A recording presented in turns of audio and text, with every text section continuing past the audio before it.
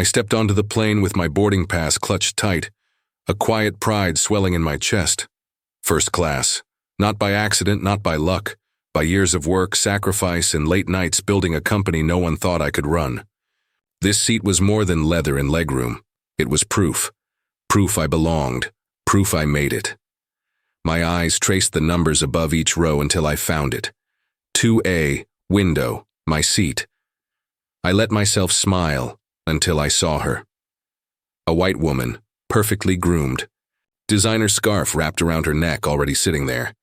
Her bag spread across the seat like she owned it. I hesitated, then cleared my throat. "Excuse me, I think you're in my seat." Her eyes flicked up from her phone, slow, deliberate. She smirked, not moving an inch. "No, sweetie, this is mine." Something in her tone, like she was brushing lint from her sleeve, hit me harder. Then the words. I held up my ticket.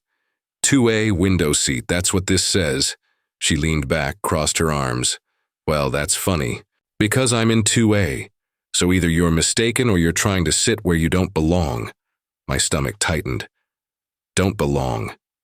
I heard that phrase 1,000 times in boardrooms, classrooms, lobbies where security guards hovered. Too long. I tried to keep my voice steady. "I paid for this seat, please check again." She scoffed, loud enough for the row to hear. "Oh, please, don't embarrass yourself. I know you people like to stretch the truth about money." Gasps. Stirred from a couple of nearby passengers. No one spoke. Just eyes, watching, waiting. I swallowed hard, heat rising to my face. "I'm not here to argue, that's my seat, my name's on the ticket." She leaned forward, lips curling. "And I'm telling you, this is my seat. Maybe Coach would be more comfortable for you." The words cut sharp. Coach, comfortable. She didn't just want the seat, she wanted the message clear. I wasn't worthy of first class. I turned to the flight attendant walking down the aisle. Relief flickered inside me. Finally, someone in authority would settle this. "Excuse me," I said, trying to keep calm. "There's a mix-up. My ticket says 2A, but she's sitting there." The attendant glanced at me, then at her. Something, and his face shifted. Polite smile for her, clipped professionalism for me. "Ma'am," he said gently, "may I see your boarding pass?" She waved her phone lazily, not even handing it over. "I've already shown it. This is my seat."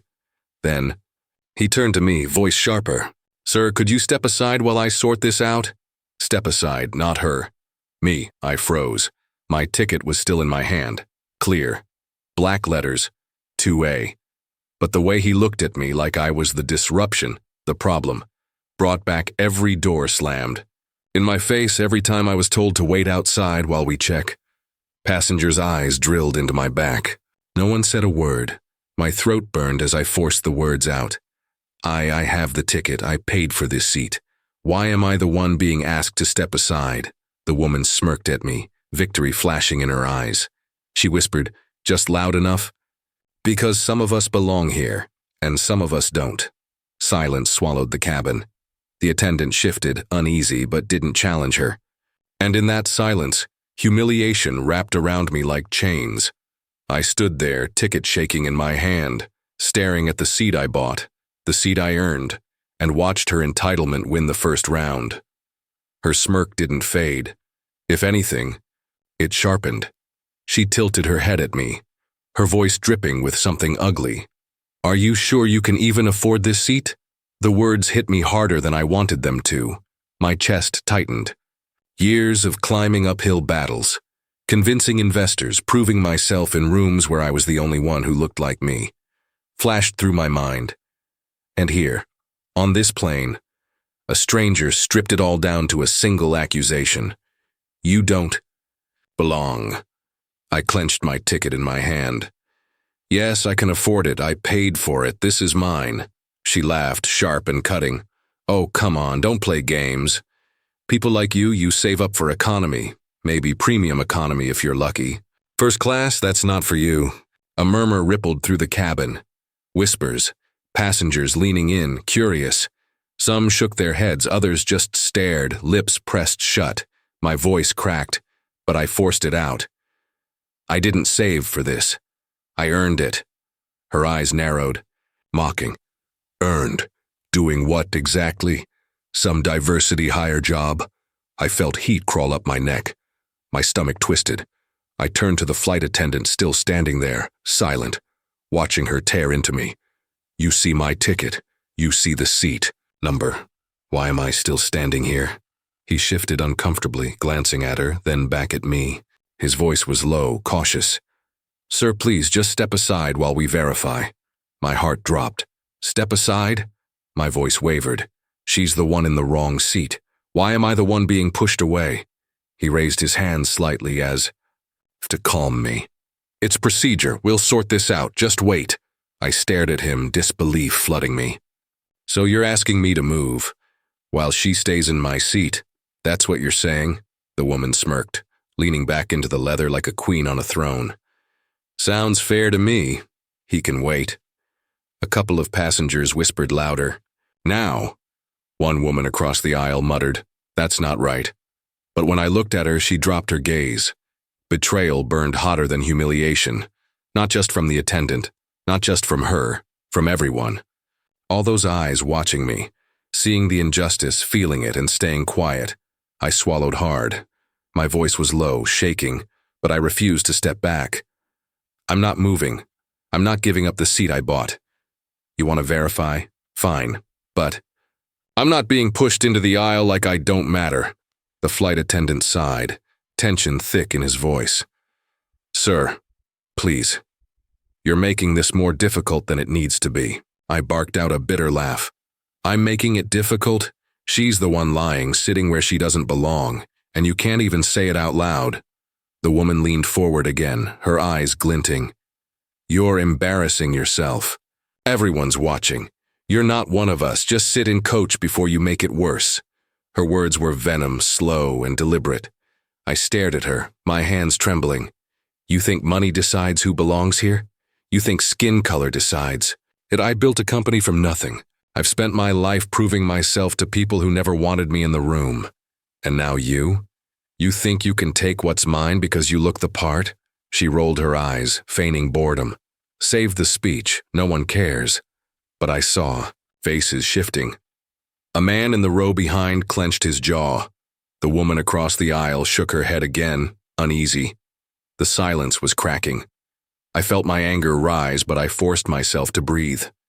The humiliation still stung, but something steadier pushed through it. I wasn't going to back down, not here, not this time.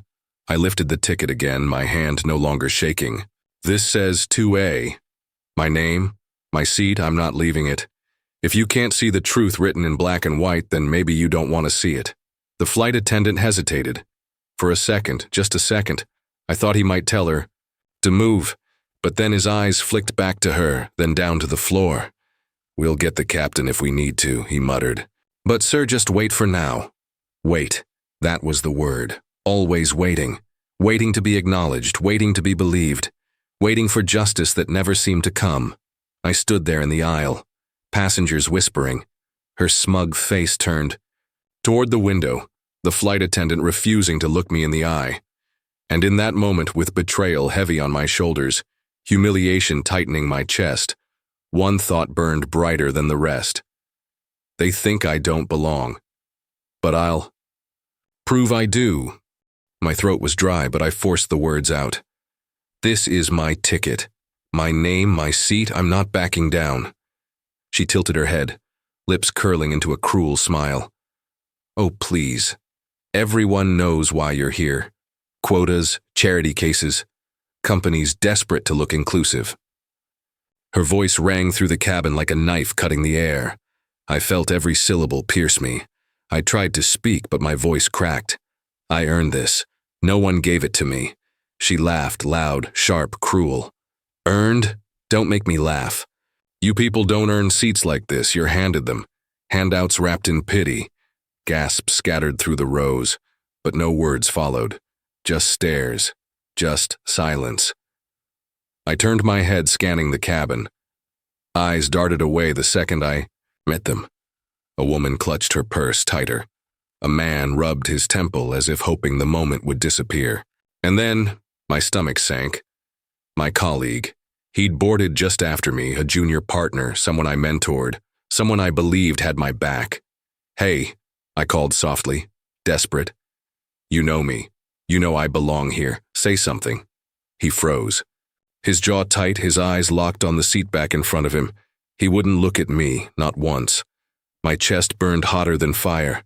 That silence was worse than her words. The betrayal of a supposed ally, choosing comfort over truth. I turned back to her, my hands trembling. "You don't get to define me. Not you. Not anyone. I built my company from the ground up. I fought for every seat at every table I've ever sat in." She scoffed, rolling her eyes dramatically. "Then why does it sound like you're begging right now? If you really belonged here, you wouldn't need to scream it. Everyone would already know." Her words landed heavy. For a second, I almost let them sink me, almost. But then something in me steadied. I straightened my back, my voice low but firm. "I'm not screaming. I'm reminding you and everyone here that I'm not moving. Not this time. Not for you. Not for anyone." She blinked, surprised by the calm in my tone. But then she smirked again, louder now, projecting for the crowd. "He thinks he's special. Thinks he deserves a seat he didn't pay for." I thrust the ticket forward, inches from her face. "Paid. In full, every cent. Stop pretending this is about the seat. It's about me. You see me, and you can't stand it." Silence swallowed the cabin again. Not one passenger spoke. Not one word of support. Just shuffling feet, uneasy glances, lips pressed into thin lines. The air was thick with cowardice. Inside, my anger shifted. Less at her now, more at them. The witnesses, the ones who saw, who knew, and still chose nothing. I breathed deep, the fury cooling into something sharper. Resolve. If they wanted to stay silent, fine. But I wasn't going to break under it. I looked back at her, meeting her eyes dead on. "You can laugh. You can throw names at me, but your insults won't move. Yeah, I've stood in rooms where everyone hoped I would fail, and I didn't. I won't fail now." She opened her mouth, but the words caught for a moment. That hesitation told me something. My strength unsettled her. Still, her voice came again, dripping with venom. "Enjoy your little speech. Nobody here is clapping." I glanced around. She was right, no claps, no cheers, just silence. But this time it didn't sting the same, because I realized something. Silence can cut, but it can also witness. Every single one of them was hearing me, seeing me, remembering me and her cruelty. That was echoing louder than any applause ever could. I turned back to her, my voice calm, steady, unshaken. "Then let them remember this moment. Let them remember who stood tall and who hid behind silence." The cabin stayed still. No one spoke, no one moved. Just me, her smirk, my colleagues' averted eyes, and the sound of my heart pounding against the weight of their silence. But inside, I felt something shifting. My humiliation was turning to steel, and for the first time that night I believed this silence wasn't going to bury me. It was going to build me. The silence in the cabin was thick, pressing against my chest. Her smirk lingered, sharp and unshaken, and every set of eyes around us stayed glued to the scene but refused to intervene. I almost gave up on anyone saying a word, until I heard a voice. Low at first, then steady, carrying weight I hadn't felt in a long time. Enough. The sound cut through the cabin like a knife. I turned, startled. An older man in a crisp business suit leaned forward from his aisle seat. His hair was white, his face lined with years, but his voice held authority that couldn't be ignored. He looked straight at her. He belongs here, and we all know it. My breath caught in my throat. For the first time, someone wasn't just watching. Someone was standing with me. She whipped her head toward him, eyes narrowing. "Excuse me?" He didn't flinch. "You heard me. He has the ticket. He has the right. And the way you've spoken to him, disgraceful." Gasps fluttered through. The rouse. Some passengers shifted, uncomfortable. A couple nodded faintly. Her laugh was sharp, forced. "Oh, please, don't start playing the savior. You don't even know him." The man's gaze didn't waver. I don't need to know him. I can see the truth, and so can everyone here. I felt something stir inside me, relief, warmth, like a rope thrown to someone drowning. For the first time since this started, I wasn't completely alone. She scoffed, louder this time. What are you, senile? You don't get to tell me what I see. And what I see is a man trying to take a seat he didn't earn. He leaned forward, his tone firm but calm, unshakable. No. What you see is a black man, and you assume that means he doesn't belong. That's on you. That ugliness is yours, not his. Her face twisted, a flash of panic breaking through her arrogance before she masked it with another sneer. You don't know what you're talking about. I spoke then, my voice quieter than his, but steadier than before. He's right. This isn't about the seat. It's about you not being able to stand me sitting in it. The flight attendant shifted uneasily, his eyes darting between us. His hands fidgeted with his tablet, but he didn't speak. The older man noticed. And you, he said firmly, looking straight at the attendant. Why are you hesitating? The ticket's in his hand. Do your job, acknowledge the truth. The attendant froze, throat bobbing as he swallowed. Sir, please, I'm just following protocol. The man cut him off, his voice sharper now. No, you're following. Fear. Fear of upsetting her, fear of siding with what's right because it's easier to let him stand there and suffer. The words hit me harder than I expected. He named it, out loud. What I'd felt all my life in moments like this, people choosing comfort over justice. I turned back to the woman, my voice steadied, no longer trembling. You can insult me all you want. You can laugh, sneer, call me names. But every word you say, every second you sit there makes it clearer. You don't belong in that seat. Not me. Her cheeks flushed red. She opened her mouth to spit back, but nothing came out at first. She looked at the passengers now, as if searching for someone to rescue her with agreement. No one did. The older man leaned back slightly, his voice softer but carrying the same weight. You've already lost. You just don't see it yet. The silence that followed was different from before. It wasn't heavy with betrayal. It was charged, shifting, alive. I let out a breath I didn't realize I'd been holding. For the first time since boarding, my dignity felt like it was returning. Not because she gave it back, not because the flight attendant defended me, but because someone finally spoke the truth that had been hanging in the air all along. And in that moment, I wasn't humiliated. I wasn't begging. I wasn't small. I was steady, and I wasn't standing alone anymore. The captain's voice broke the silence, calm but heavy. Ladies and gentlemen, we cannot depart until this seating issue is resolved. A collective gasp rippled through the cabin. The tension snapped tighter, like a rope pulled to breaking point. My chest sank. I could feel the eyes burning into me from every direction. The woman's voice cut through, shrill and sharp. There's nothing to resolve. He doesn't belong here. Remove him, now. Her words echoed louder than the captain's announcement. She wasn't speaking to the crew anymore. She was performing for the whole plane. The flight attendant's tone tried to stay measured. Ma'am, please lower your voice. We are trying to handle this. I don't care how you handle it, she snapped. He's in my seat. Do your job. I didn't move. My hands gripped the armrests, knuckles tight. Inside, shame clawed at me, hot and choking, but I forced my face into stone. If I spoke now, I'd only feed her fire. Passengers shifted. I could hear the whispers beginning. Why won't she sit down? She's making it worse. This is ridiculous. The woman's head whipped around, glaring at the rows behind her.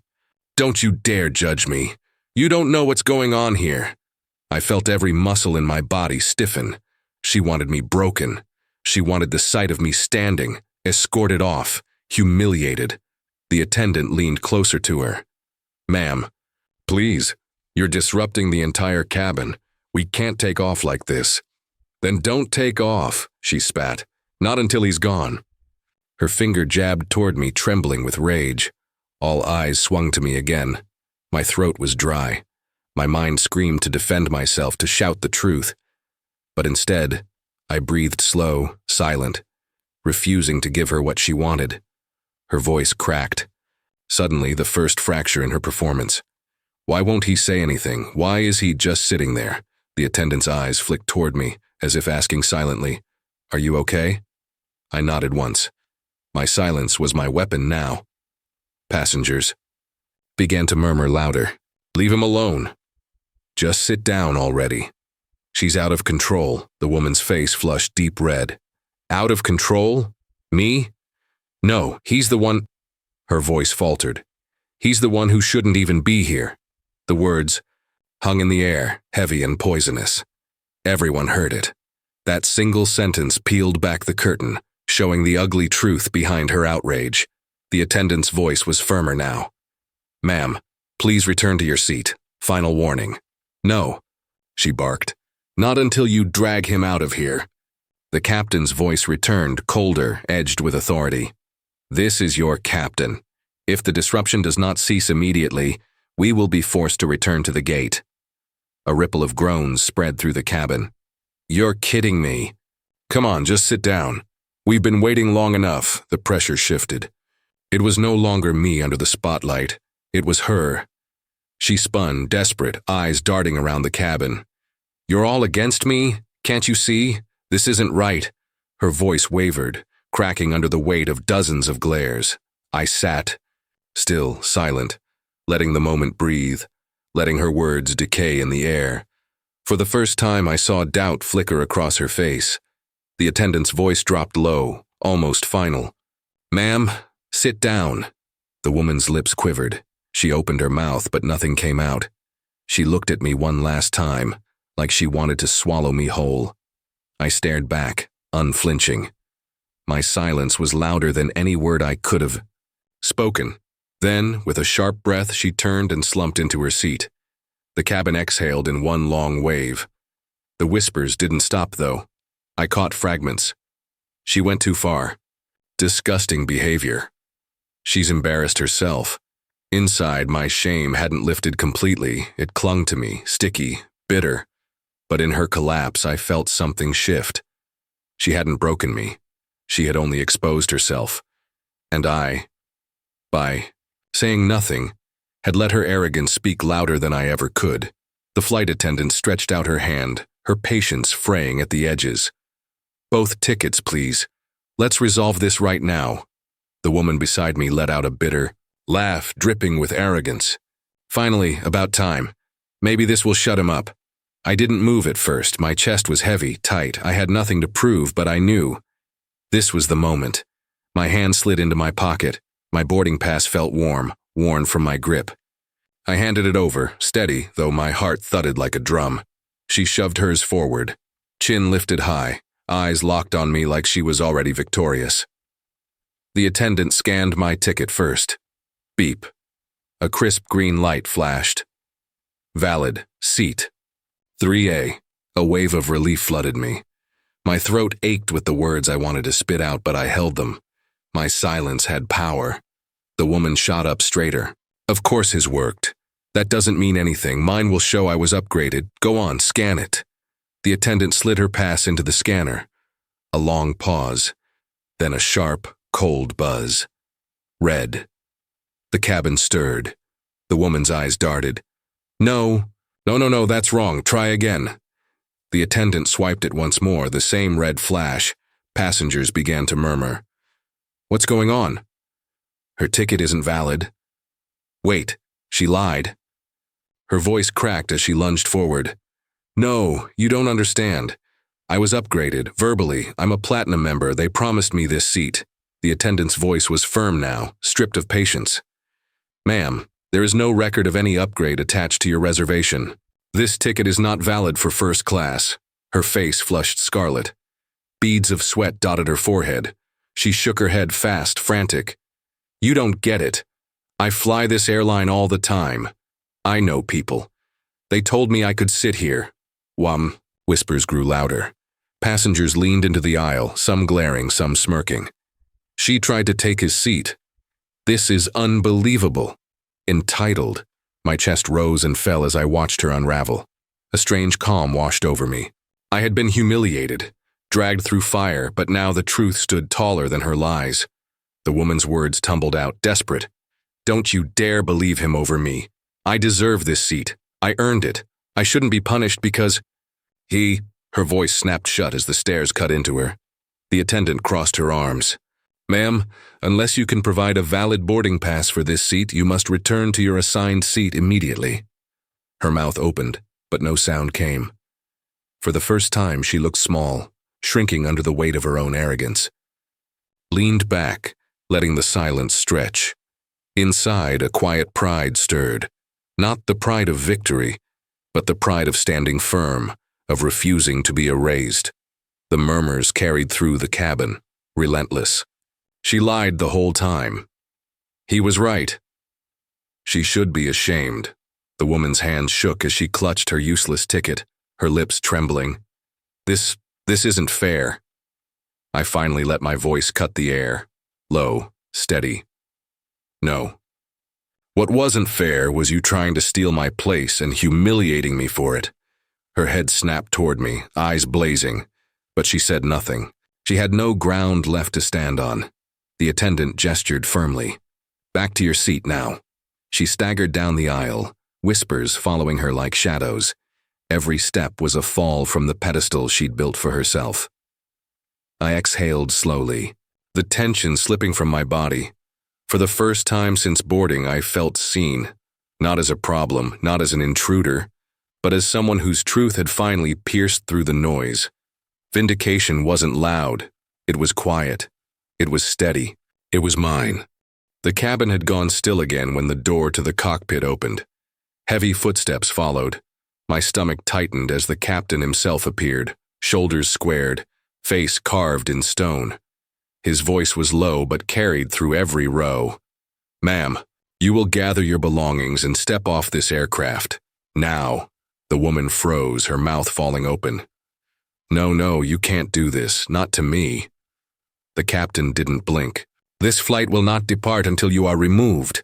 Her hands shot up, shaking. Wait, listen, I've been loyal to this airline for years. I know people. I was promised this seat. You can't just throw me out like some criminal. The captain's jaw tightened. Boarding with a false ticket is fraud, ma'am. You will leave. Or security will escort you. Gasps rippled through the rows. My chest thudded with a quiet satisfaction I tried to hide. For once, the weight wasn't on me, it was on her. She spun toward me suddenly, eyes wild. You, say something. Tell them you don't care that you'll let me sit here. You don't want to see me dragged off, do you? I held her gaze, steady, calm. All I wanted was the seat I paid for. Nothing more. Her face twisted. Rage and desperation collided. In her trembling lips. You don't understand. I can't be humiliated like this, not in front of all these people. Please, I have a reputation. People know me. I'll lose everything.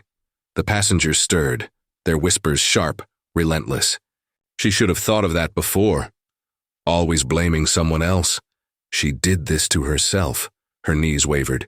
She reached for the armrest, clinging as though the plane itself might save her. This isn't fair, it was supposed. To be mine, it was supposed to. Her voice cracked into nothing. The captain stepped closer, towering above her collapse. Ma'am, stand up. Now. Her body seemed to shrink. The proud arrogance she wore like armor had shattered, leaving only a frightened shell. She gathered her bag with fumbling hands, eyes darting, searching for sympathy that wasn't there. As she staggered into the aisle, a man muttered loud enough for all to hear. About time. Another passenger clapped once, sharply. Others joined. A ripple of approval filling the cabin. I didn't move. I just sat, watching, feeling a strength I hadn't felt since the moment this nightmare began. Her eyes flicked back at me one last time. Tears blurred the hatred that once burned there. But there was no fight left, no excuses. Just a broken woman, walking past the judgment of everyone she tried to turn against me. And when the captain followed her down the aisle, the door closing behind them, the air felt lighter. Justice had finally taken its seat. For the first time, since boarding, I let out a breath that was mine, steady, strong, unshaken. The door shut with a thud after she was escorted out.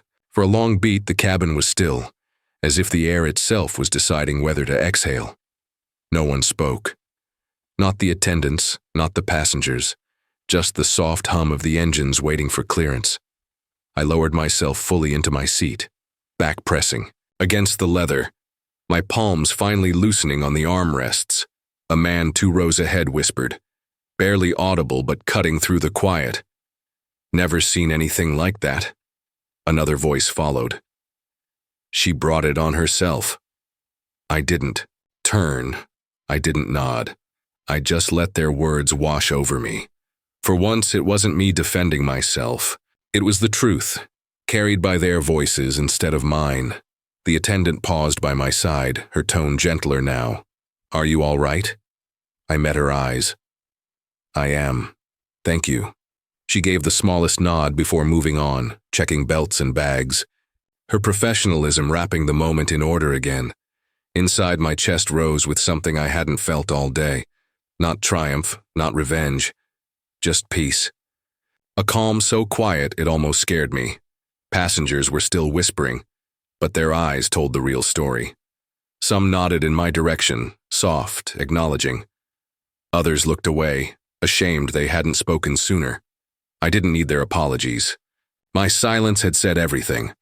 The captain's voice finally broke over the intercom, steady and clipped. "Ladies and gentlemen, we've resolved the matter. Cabin crew, prepare for takeoff." The collective sigh rolled through the rows. Seatbelts clicked, bags shifted, and for the first time the cabin felt united, not divided. As the plane began to roll, the man across the aisle leaned slightly toward me. "Glad you didn't let her win." I gave him a small nod, nothing more. My dignity wasn't in speeches or proving points. It was in sitting exactly where I belonged without flinching. The engines roared, pressing us back into our seats. The ground blurred outside the window. And as we lifted off, weightless, I felt the heaviness of the past hour unhook itself from me. This wasn't just a plane leaving the runway. For me, it was something else. A takeoff of worth, of identity, of quiet resilience. I didn't need victory dances. I didn't need applause, all I needed was this silence.